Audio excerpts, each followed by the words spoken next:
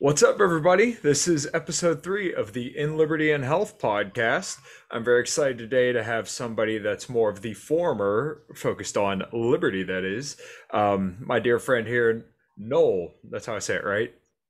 It's Noel actually, but Noel. You everybody. know, I was thinking about that before the podcast. I'm like, is it Noel, Noel, Noel, the Cajun It's all good. Libertarian. How you doing, brother? I'm doing good. How are you, man? Good, good. Excited to have you on as a guest. Seems like you really kind of blew up recently. I remember seeing you in I think it was like a fundraising thing or something like that for a couple different libertarians, and I kept seeing your name popping up, and I started seeing tweets of yours and all sorts of stuff all over Facebook. And like I said, Nice. just kind of overnight, here he is. Yeah. So, what kind of brought you to the Liberty World? Most people kind of is normally the Ron Paul movement, Gary Johnson or Joe Jorgensen, or kind of all the above. Um, what kind of brought you around? Yeah. So it's kind of a different story because I didn't know about any of those people when we started. I guess our journey and our track into the libertarian movement. My wife and I got married in 2015, and then in 2000, or it wasn't long after that, that ACA was implemented. And then we were living in a single wide trailer with I was making $10 an hour. My wife was making 7.25 an hour, which is minimum wage here. And we had a baby on the way. And then Obamacare decided that or the government through Obamacare, via Obamacare, decided that they were going to start to take our taxes because we couldn't afford health insurance, which is absolutely remarkable. I, I'll be honest with you. When I first heard what was coming down the wire, I was like, man, this can't be good. I haven't seen anything yet that the government has been efficient at, and I would Hmm. really not like them to be intrusive on this subject as well, because we're already struggling enough as it is. And then, sure enough, as soon as the ACA kicked in, it's supposed to be to help people like us hurt people like us. Hmm. And so I decided to jump back into politics, my wife and I, because we had no choice. That's just a real factor right there. I've only voted once, or well, I guess now twice in elections. Once been back in 2000 when I was 18 years old, and didn't vote again because I saw it was a scam. Um, and so they drug us back, kicking and screaming, pulling teeth into politics, Yeah. where they decided to take all of our tax refunds, and not just that. After 2 years of that, they also decided to charge us. Where the third year, we had to pay like $750 to the IRS, and we are making no money. Hmm. We're barely surviving, and they're taking our money because we can't afford health insurance. That was crazy. And then boom, the 2016 November elections roll around, and you have Donald Trump and Hillary Clinton, and I'm like, this is a joke, right? This can't be real. Which, as we know now, is beyond a joke. We're far, far beyond any sort of comedic relief here at this point. But Yeah. um, that's kind of what got us here, because then I started, ironically enough, at the same time, we started watching Parks and Rec.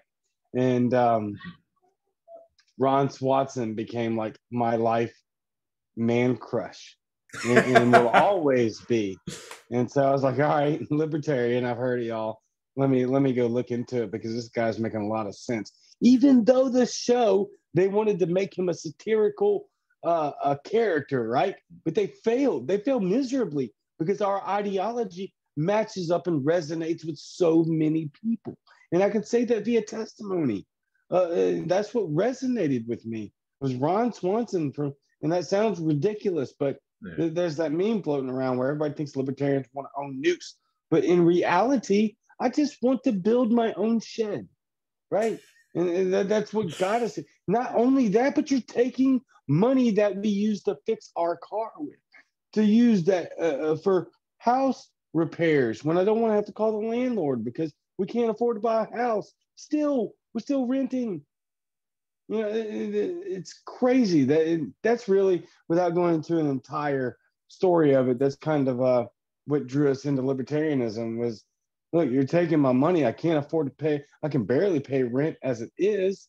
And now you're taking money right out of our bank account without my consent for a program that I can't afford. Right. And that is such a wrongdoing and so morally wrong when you really think about it. You're punished for not paying for your own health care. And I remember seeing back around that time all these people, specifically leftists, bragging about how little people were uninsured. Well, you got to be a special kind of asshole to brag about how little people are uninsured when you put a gun to their head and say, we're going to drag you to jail if you do not pay the fines for not taking this piss poor government insurance. And I work in a blue collar field. I'm a automotive tech. And I can't tell you, probably everybody that I know said their premiums and everything went up. But, the main Democrat thing is supposed to be, we're here for the working class. We're trying to help the working man out, right? Well, clearly it didn't do that if all the premiums went up and people who really don't make a ton of money, got disproportionately affected by this and were hurt. Like in your situation, which is just, like I said, it's morally wrong to say that in order for you to live and breathe within this imaginary space that we call the United States, Right. in these lines, you have to pay. You are fined for just existing and not paying for your own health care. And that's exactly right. And it's no wonder that so many people are beginning to revolt against this system that is absolutely tyrannical and chaotic, because they see the federal government actually playing dividends in their lives. Where if you're anything like I was for a long time, it was like, okay, look, federal government doesn't involve me. They're in DC. Mm-hmm. We're going to do our thing and live our lives.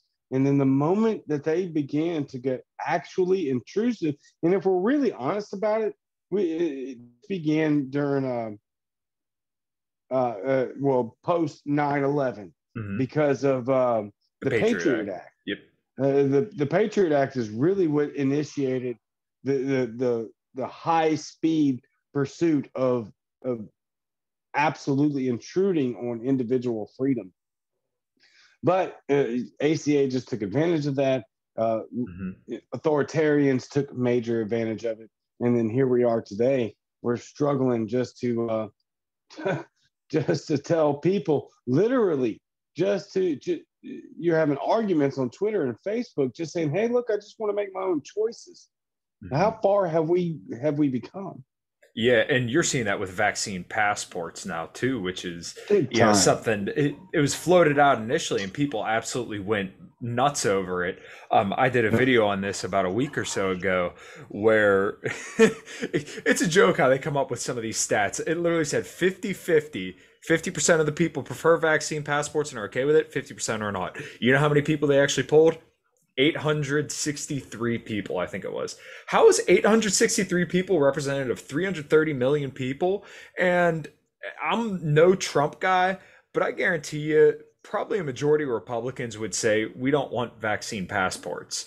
I work with strictly boomer cons, essentially, and these guys don't want it. A lot of them are vaccinated, but they agree. Like, that should be your choice. And I think any decent person would agree that's your choice. It should be your choice whether or not to get vaccinated. And people who have natural immunity, what's the argument for them going to get vaccinated? As far as I can tell, by all the scientists came out, I don't think there is. There isn't an argument, and that's the problem that they have on their hands right now. Is because you actually do have some media outlets and countries and governments saying that natural immunity is a real thing. And so that's very hard to combat because of the aids of social media, which we get the opportunity to push the truth out there, which is crucial because anybody, I'm sure no one that's watching this show right now, or mine for that matter, is paying attention to anything that mainstream media is talking about. And we should stop calling it mainstream media. It's corporate media. It's not mainstream. The corporate mainstream press. is in the corporate press. That's exactly right. Mainstream media at this point right now in 2021 is right here what we're doing. This is mainstream media. And it's going to play gangbusters in the fact, well, I guess it already has, really. You're seeing what big tech is trying to do to silence those of us that want to actually spread the truth and that are using the platform. And there's a vast majority. There are people on the left that are being censored. Most libertarians have been censored for a long time, and the liberty movement's been censored for a long time. Conservatives are getting a massive dose of censorship, and so you're seeing fight back right now, and that's what we have to continue to do. Peacefully and non-violently, we have to kick back against the authoritarianism that seems to be just absolutely cascading towards us on all fronts. Absolutely. And I do think a lot of people are waking up to that, and it's hard to ignore when you see all these people get dragged to court and the terms of service, as they say on YouTube and everywhere else, it's so ambiguous. Nothing's ever clear. So what qualifies as vaccine disinformation or misinformation? I'm sorry. What qualifies as these things? And you can't hold the privilege of being a platform if you're going to silence specific voices that go against your opinion. You're no longer a platform. You now hold the responsibility of a publisher, right? And I hear these libertarians saying all the time, oh, well, you don't, Facebook doesn't owe you a platform. Well, when they're taking, probably millions or billions of dollars of taxpayer money, then they're no longer a private company. I don't think if you're getting loads of money from the government and you're in bed with the government and they're now censoring content because of the government, you're no longer a private platform. You are now more so public. The terms, it's no longer a private company. This ain't the mom and pop shop up the road anymore. This is, an app that literally 1 billion people use, a whole seventh of the world's population. I don't think that's private. No, and I'm so glad that you said that, because I've been talking about this for a long time. This is not a private company anymore. No. By no stretch of the imagination. You just take one simple, basic 7th grade class of economics and government and understand that Facebook is not a private company. They even say it. They say it. They will admit openly and have on many occasions that they're doing the bidding of the federal government. Mark Zuckerberg himself has said, even through the fight back of the quote unquote whistleblower, she's not a whistleblower. She didn't say anything that we didn't already know. That's right. And her life is not in danger. That's what a whistleblower is. Anyway, going back to Facebook not being a private company, there's no chance. This is an absolute direct violation of free speech, because they are openly admitting to doing the bidding of the government while at the same time accepting subsidies and millions or more of dollars from government sponsorships, political affiliates, and straight up from the government. This is not a private company and we need to stop acting like it is. Right. It's like almost saying Lockheed Martin is a private company. Meanwhile, what the hell are they doing? They're getting all their funding from the government to go kill little children in the Middle East. They're a private company. Sure, whatever you want to tell yourself. Yeah, it's and we can't, keep just saying it's a private company, because eventually we're not going to have a place to push our message. Look what happened with what the hell is a platform? I can't believe it's escaping me right now. You're talking about was it no, not Rumble? No, not Rumble. Rumble's a YouTube. Yeah. You're talking about the Twitter replacement for. Yeah. Now you're making me draw the damn blank. Oh yeah, they wiped them from the exactly. The servers. Right, because there's a bunch of right-wingers on there, which, I have some views that are right-wing, I have some views that are left-wing. I'm a libertarian. That's what it is. Parlor, that's Parlor. it. Yeah, look, they Yeah, fucking wiped Parlor clean. Who cares if wiped there's a them bunch of right clean. wing assholes? It's not like they did anything. You know, the Yeah. people that put their feet up and farted on Nancy Pelosi's desk, they weren't there to do any harm. They were just there hanging out. You know, That's and right. it's not like they hurt anybody. Okay, one person died, but if I recall correctly, that was from actually a police officer shooting her. And once again, that's still wrong. But these people weren't there conspiring to overthrow the government. And if they really were, dude, we have like 10 times the military as the rest of the world combined. You think they Yeah. wouldn't be put down in a heartbeat if they were actually a threat? And Yeah. then If it look, was yeah. no, sorry, if it was actually an insurrection, then Mhm. yes, that is what would have happened.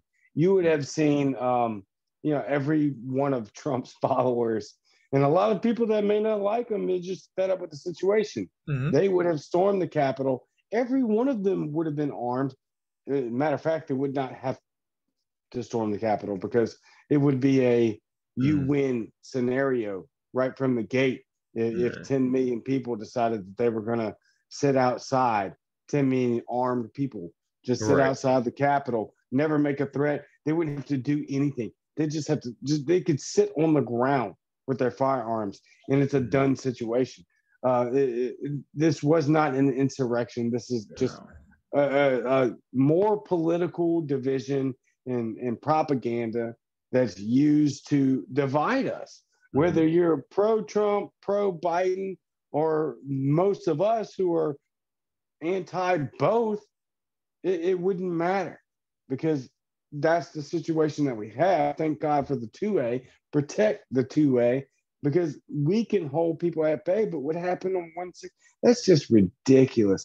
I mean, I saw pictures of like Aunt freaking Jenny walking through like she was lost looking for the Cracker Barrel gift shop. This is incredible, but they use this as propaganda. And a lot of the problem is that most of the people that have opposing views or even somewhat centrist slash may have an appeal to both sides, they look at this and they say, this is nonsense. If they can do this to those people and they're holding them as political prisoners right now, they Mhm. can do this to any of us. And that's what's super scary. Well, and this is kind of what I wanted a lot of right wingers to pay attention to.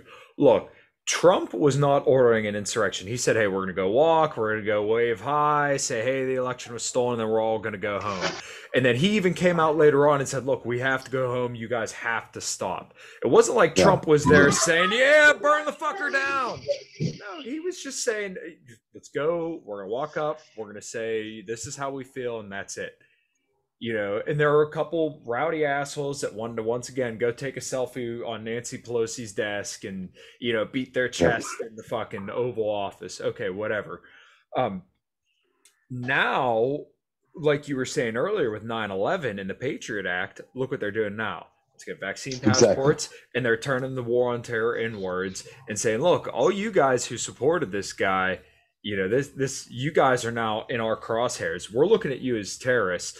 Um, and just to touch on one more thing, and I'll throw it back to you. But those people that you mentioned that are in solitary confinement right now, Trump has not said a word about them. He doesn't care. That Nope. should be an awakening to you. And, you know, I'll leave out what he did all this last year. He went all in on socialism, and we could talk about that. But right now, these people are in solitary confinement for simply walking into the White House, right? Yep. That was built with tax dollars, Right. and we fund the government. For these people walking on government property, they're now in solitary confinement. And the people who kill children and drone them and watch these people bleed out and die, they're walking free.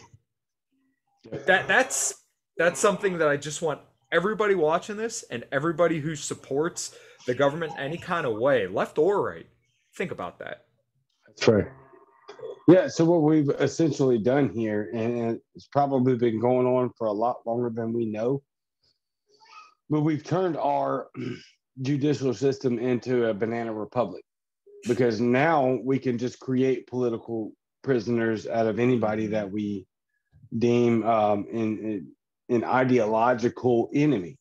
right? Which is this is not how our system has been built, but it has been constructed this way from the left and the right for a very long time.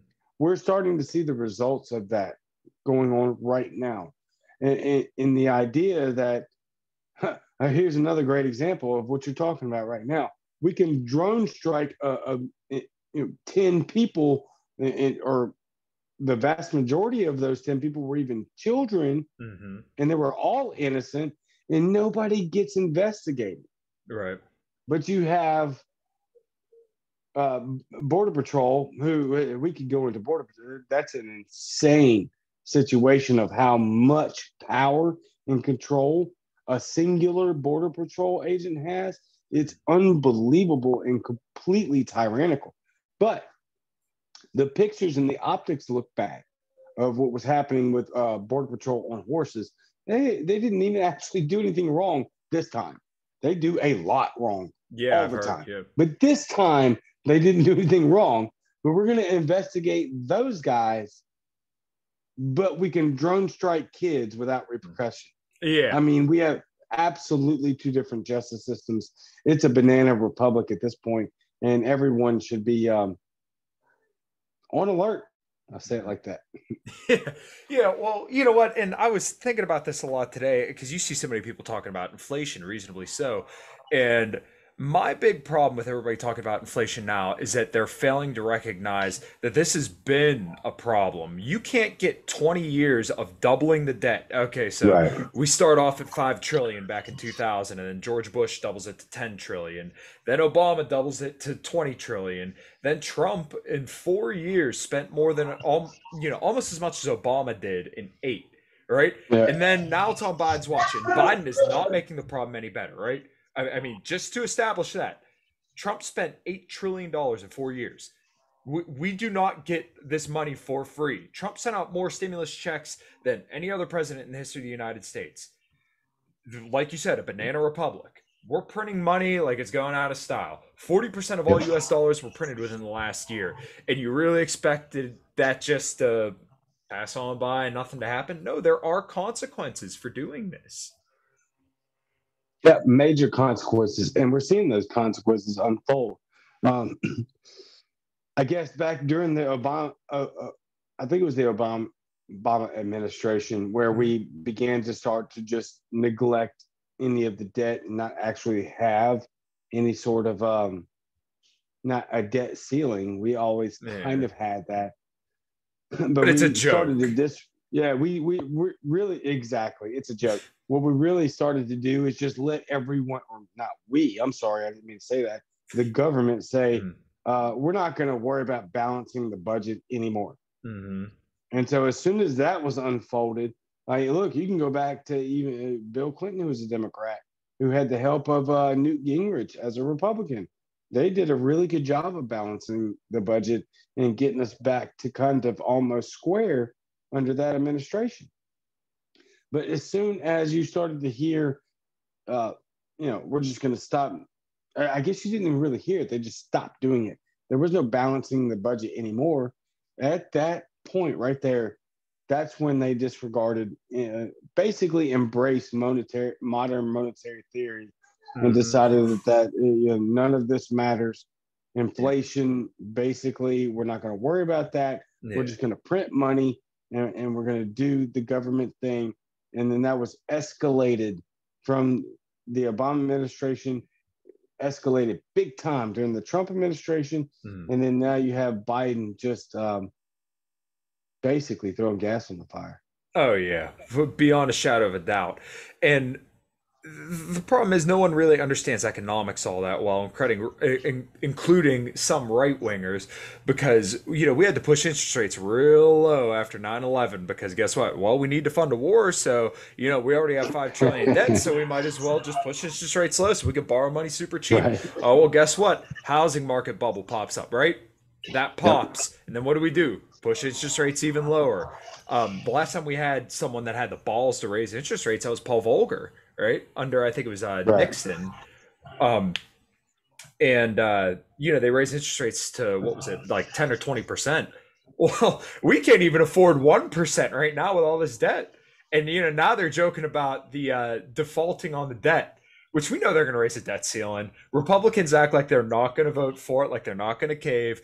But you Yes, they guys, are. yeah, you guys are pantsless now because guess what? Under Trump, you raise it every single time. You cut taxes and increase spending, which I'm all for tax cuts, but you have to cut spending because once again, what is that? That's inflationary. You go to the Fed, they monetize the debt, and then you fucking just spend, run up debt amok. And once again, there are consequences for this, and this is what nobody wants to accept. And now everyone says, "Oh, Biden inflation, yeah, it's bad, but this has been a problem for years and years and years. Interest rates have been too low. We need higher interest rates to encourage saving. We need to encourage saving so that way we can invest in capital equipment and plants and manufacturing, so that way we can reduce this trade deficit that we have and start making trade surpluses where we sell the world stuff and not just send people paper and we get stuff. Because once the rest of the world gets wise to the Ponzi scheme that we're running right now, guess what?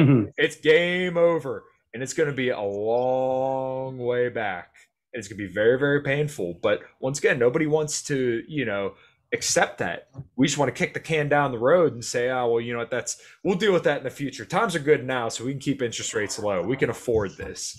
Well, you can afford it till you can't.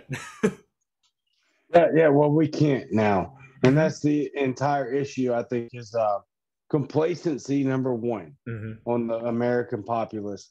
Number two, it's going to be inept economic practices from our government. But that's going to be rooted back to every problem that we have is rooted in complacency on the American populace. That's just a fact.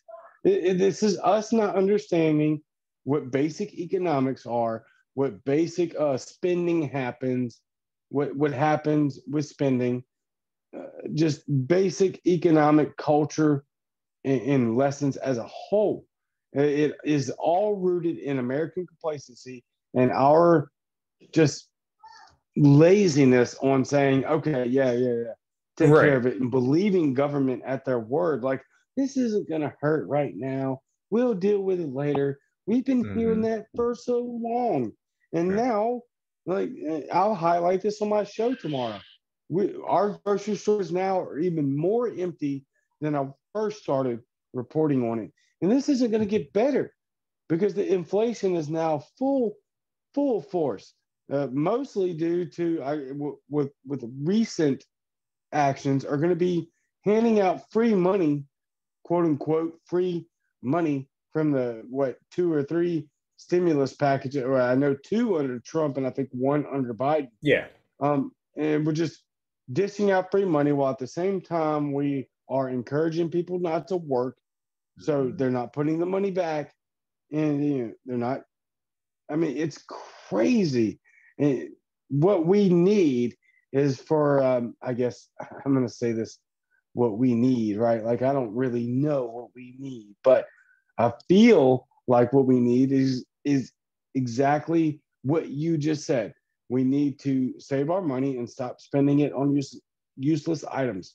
But we also need to invest in simple produce, in simple things that you will need to survive without having to go buy more of it from the grocery store. Beans and rice, non-perishable goods, canned goods, supplies. Right now, my wife just went to Dollar General and there were basically no medical supplies.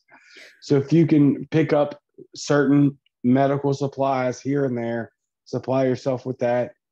But this is, I'll say this, when you're walking through your grocery stores and your Dollar Generals and your Walmarts and you're seeing empty shelves, this is something that's never been seen before in our country. While be it decades of monetary abuse, yes, but action has to be taken immediately. And I think that the number one reason that led us here, which I said already, was complacency, will be the number one reason that we drive the final nail into the coffin of our economy if we don't take a stand and make action now. And that's complacency and acceptance. Right, right. And I've said this for a while now. Eventually, people will need to stand up and say, look, we're not going to tolerate the lesser of two evils, because that's all you hear.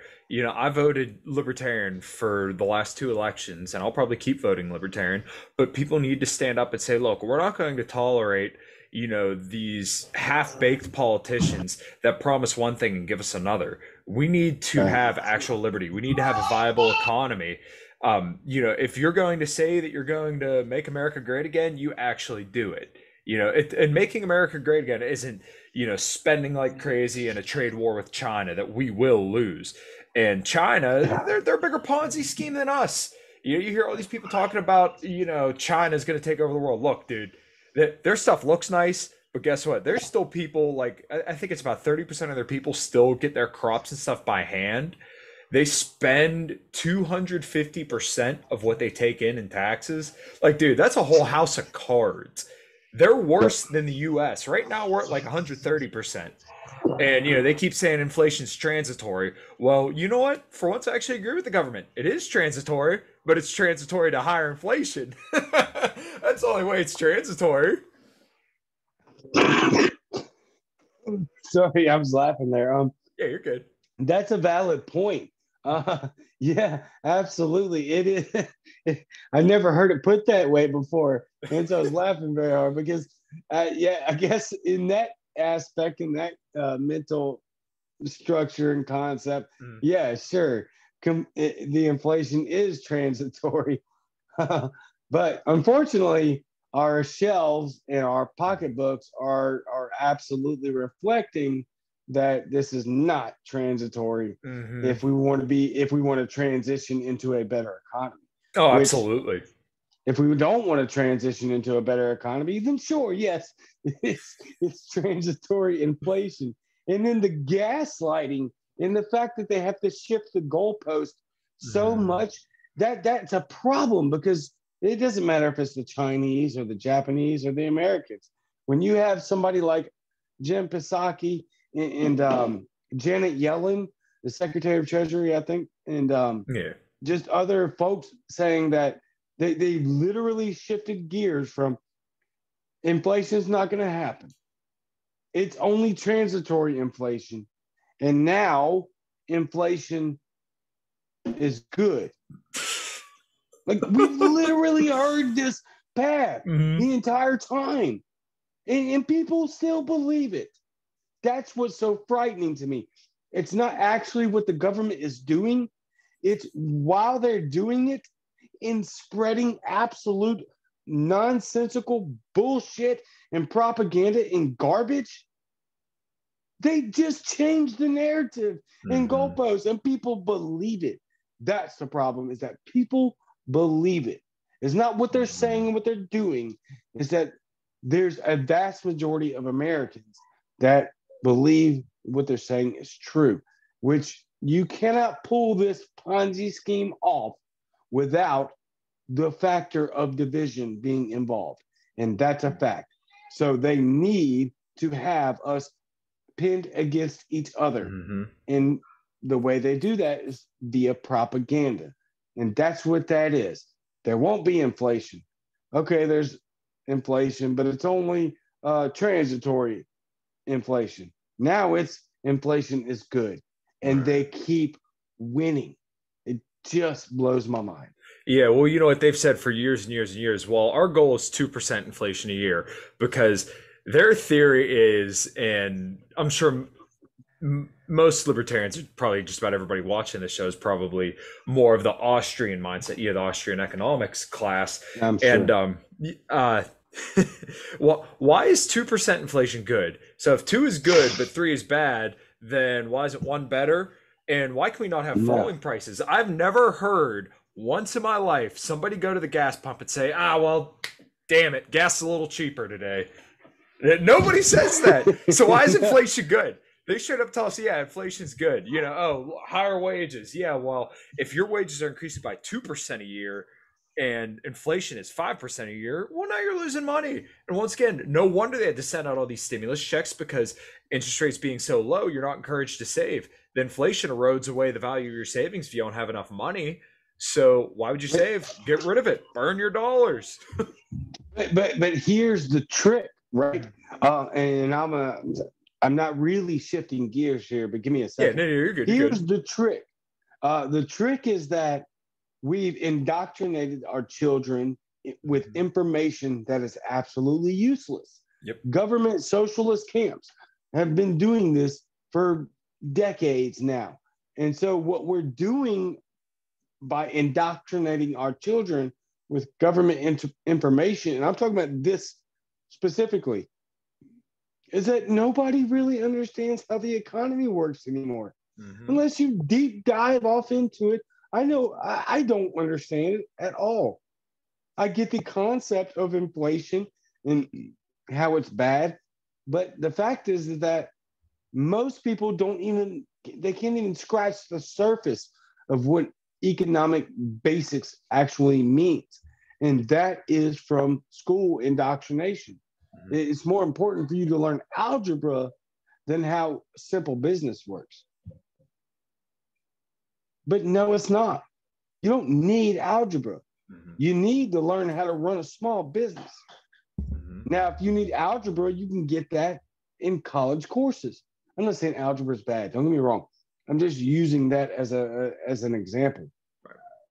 But the fact is that the vast majority of Americans that are moving into the workforce and are in the workforce now, they don't understand the economy. Hmm. They don't. Why? Because we're not taught. Right. And, obviously, I'm sure you're in favor of it as well. But, abolish public schools, dude. We're far out from there. Absolutely. We're far away from there now.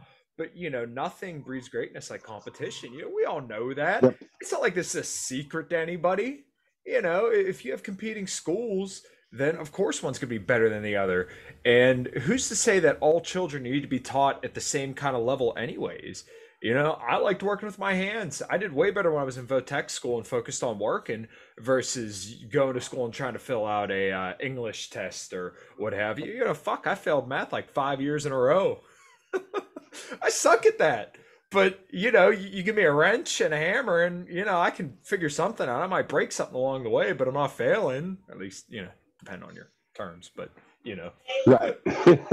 Well, the thing is that the guy, instead of saying the government, let's say it like Mm, this: people that hold positions of power are not going to educate people to take their place, mhm. and that's basic history right there. Then the government is not going to introduce the education that we need Mhm. as regular citizens to take their place. They're Right. not going to do that. That's the entire goal of public education. Yes, abolish public education. Do it now. If you can, homeschool your kids. Don't send them to these. Oh my God. Sorry. Yeah, I get really fired up when it comes to our kids in Mhm. education because you can literally track the descent and just absolute destruction of what's coming in the United States with the education system that is the United States. It's right there. You can see where Mhm. people aren't being taught economics. You can see where people aren't being taught how valuable and useful the Constitution and the Bill of Rights really is. That's massive. Right. And you can teach them to memorize the Bill of Rights, but they're not teaching them to understand it. Mhm. And that's a massive failure in our school system. I encourage everyone, if you can, please pull your kids out of public school because I solely believe that the reason that we're in this position today is because of 75 years of public education. Right, and I think we all know the public schools just do a terrible job of teaching our kids. Like I was saying earlier, it's who's to say each kid should be taught at the same level? I know you have how many kids? Three. Three. That's awesome, dude. Thank you. For me, I truly do believe family is the most important collective upon all of us, because that is the one that you can affect. And that is the most important one. I Yep. can't stress that enough to focus on, because in order for people to understand these values that were inscribed in the Constitution and the Bill of Rights, you need to have that strong family, because only then can you tolerate the Yep. responsibility that is freedom. And that's what a lot of people don't understand as well, is that with freedom does come responsibility. They're directly linked, because freedom is responsibility for yourself, your actions, and accountability. So, and strong fathers and strong mothers instill those values into children. And once again, that's how we get to a more prosperous societies, through very, very strong families. So that's so important to me. And every guest that I have on, if they're a father, that's just always something I kind of want to drive home, and have a little piece of the conversation go to that, because I think that is, like I said, just the most important thing. Yeah, yeah, big facts. Because there is a reason. Make no mistake, there is a reason that the Marxist platform says they want to destroy the nuclear family. Exactly. Yes. That is the reason. Because if you can destroy the nuclear family, which has bred so much success, Mhm. not just within the economic health of the system of economic health, but also the health of a population, the health of the individual, the health of the children. Nuclear family, not to disregard all other scenarios of family. I'm saying that's why that is like the lead on the Marxist theory, Right. is to destroy the nuclear family. Is Hmm. because regardless of all other family styles, the nuclear family is what breeds the best results for helping all other styles out. And they're Hmm. trying to destroy it. And we see that, and we know the end result. We've seen the fall of empires come Hmm. about for this reason, that reason, or whatever reason. But most importantly, the fall of said empires is going to come first at destroying the idea of a nuclear family, a unit, a monogamous relationship with children. That's a very real thing. Right. Right. So kind of tap back on schools. A friend of mine shared this today. It was a tweet. It says, "Okay, how about this? No more billionaires. None. After you reach 999 million, um, every red cent goes to schools and healthcare. You get a trophy that says 'I won capitalism,' and we name a dog park after you." Like, this stuff is a joke. People share this stuff and think this is a legit thing. Like, you have no idea. Capitalism brings about the most successful and prosperous economies. The smaller the government is, generally the more successful the people are.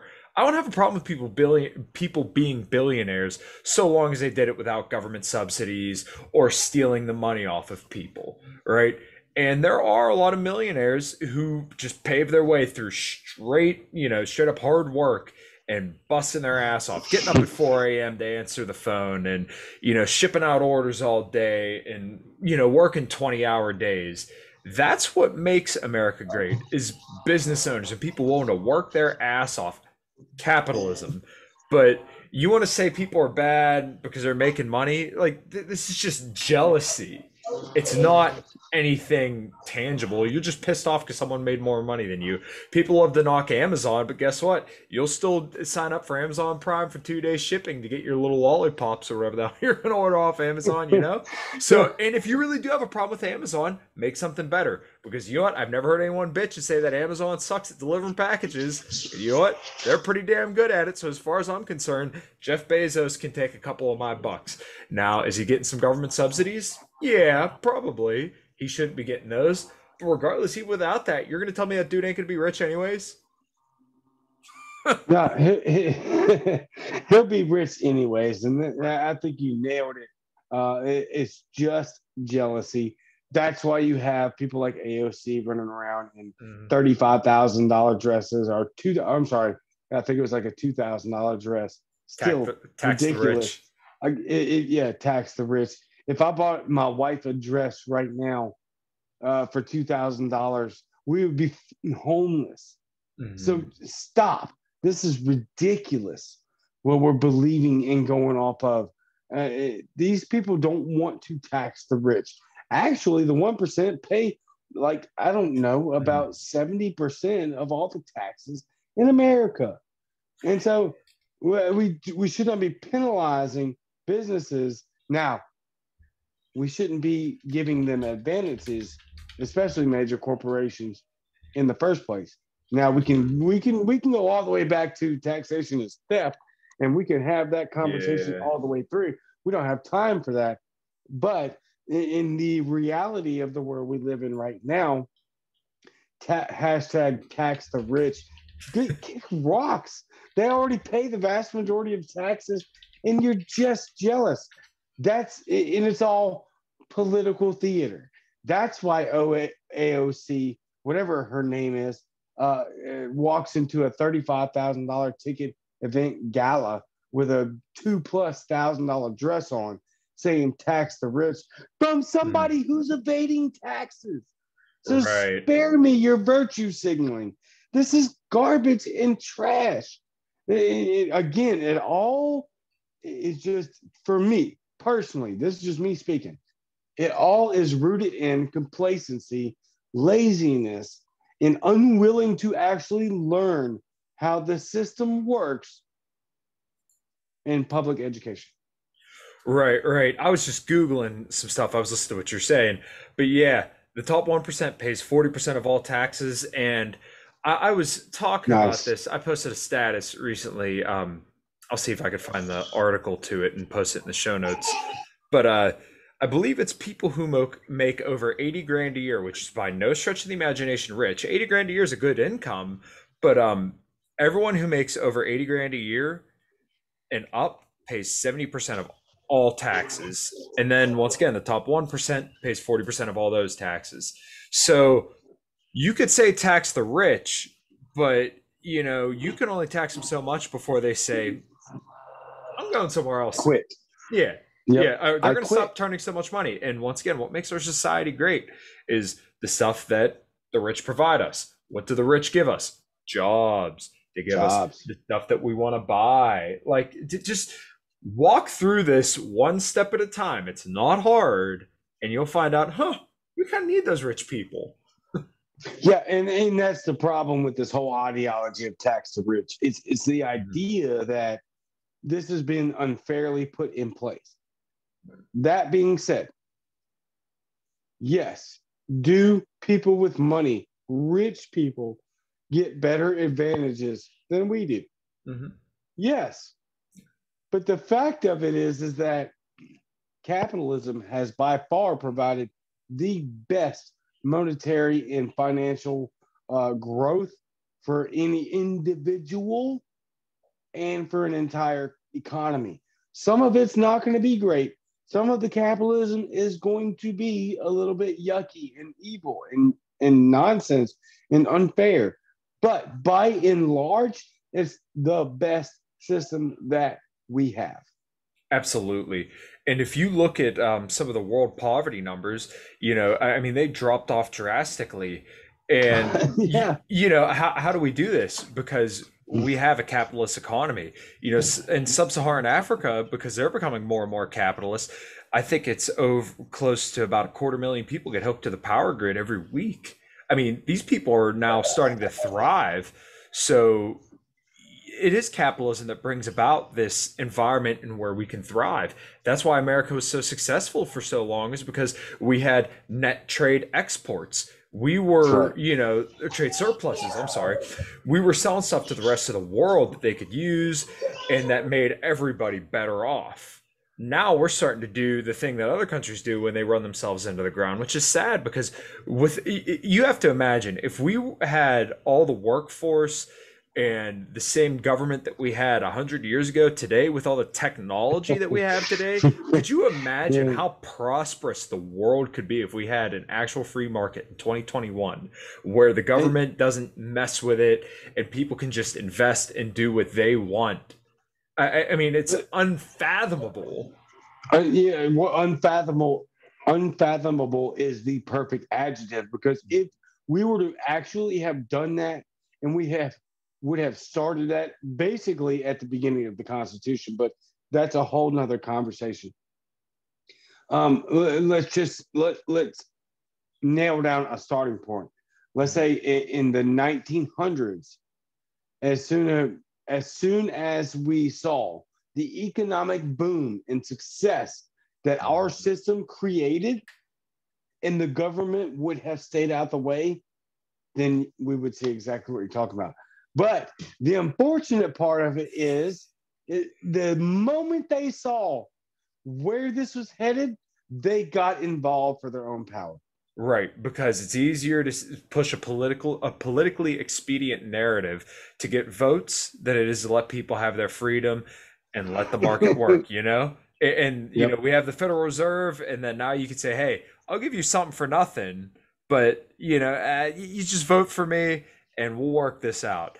And then, you know, you get 50 years, well, now 100 years of voting for the lesser of two evils and a printing press. And next thing you know, we're a banana republic, you know, the once greatest country in the world that supplied goods for everywhere.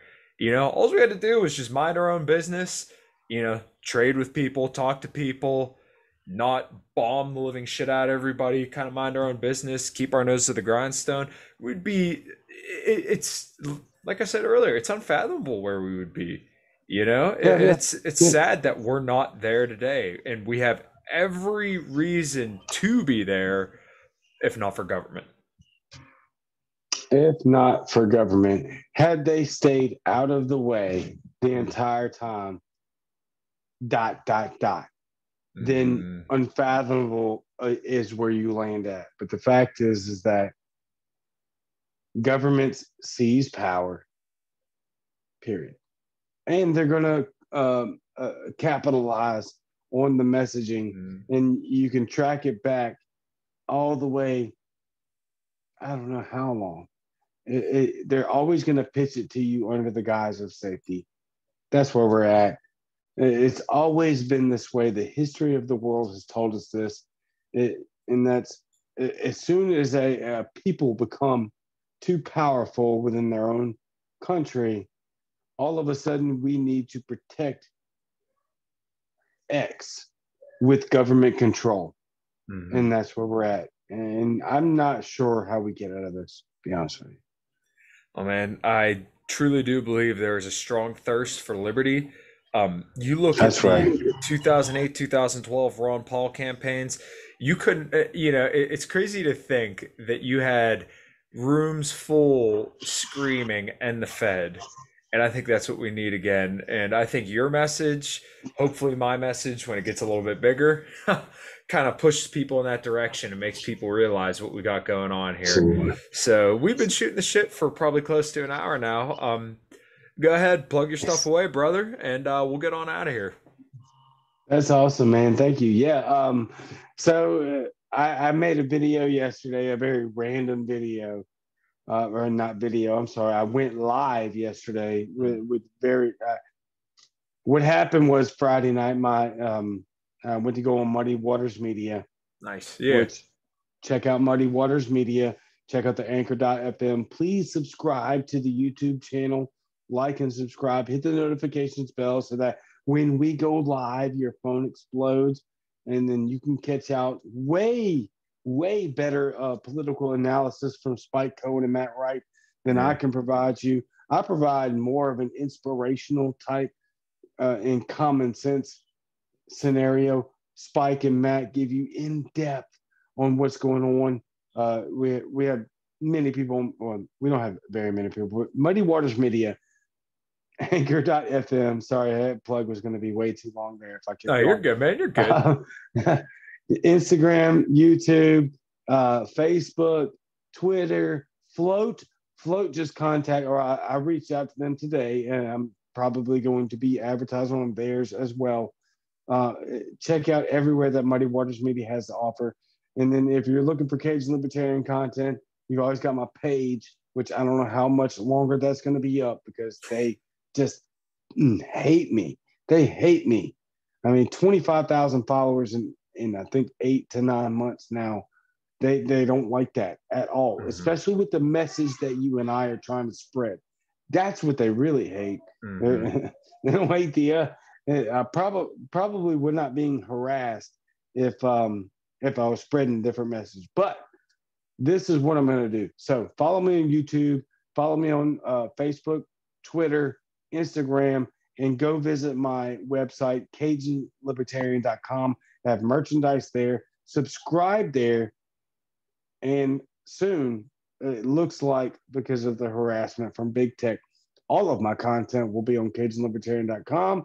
If not, it may be on the YouTube channel, Cajun Libertarian. You can literally Google me. I'm the only Cajun Libertarian on the planet.